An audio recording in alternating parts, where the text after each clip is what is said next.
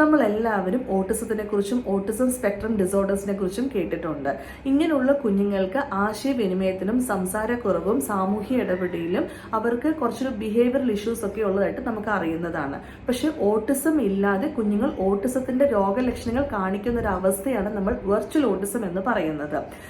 ഈ കുഞ്ഞു കുട്ടികൾ ചെറുപ്പം മുതലേ ഗാഡ്ജറ്റ്സുകൾ, ഫോണ്, TV, ഐപാഡുകൾ അങ്ങനെ ഇതിലങ്ങ് മുഴുകിയിരിക്കുമ്പോൾ അവർ ഒറ്റപ്പെട്ടിരിക്കാനും സംസാരിക്കാനും ഇടപെടാനും താല്പര്യം കാണിക്കാതെ വരികയും കാർട്ടൂണിൽ കാണുന്ന കഥാപാത്രങ്ങളെ പോലെ തന്നെ പെരുമാറുകയും ഇടപെടുകയും ഈവൻ സ്കൂളിൽ പോകുമ്പോൾ പഠന വൈകല്യങ്ങളും ബിഹേവിയറൽ ഇഷ്യൂസ് കാണിക്കുകയും ചെയ്യുന്നു.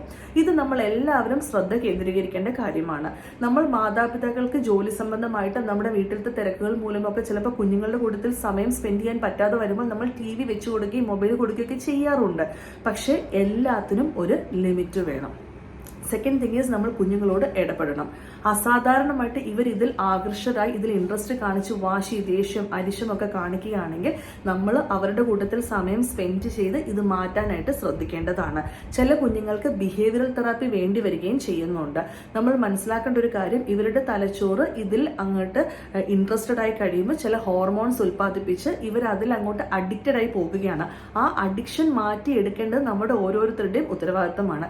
ഇങ്ങനെ ലക്ഷണങ്ങൾ കാണിക്കുന്നുണ്ടെങ്കിൽ ഉറപ്പായിട്ടും ഡോക്ടറുടെ സഹായം തേടുക.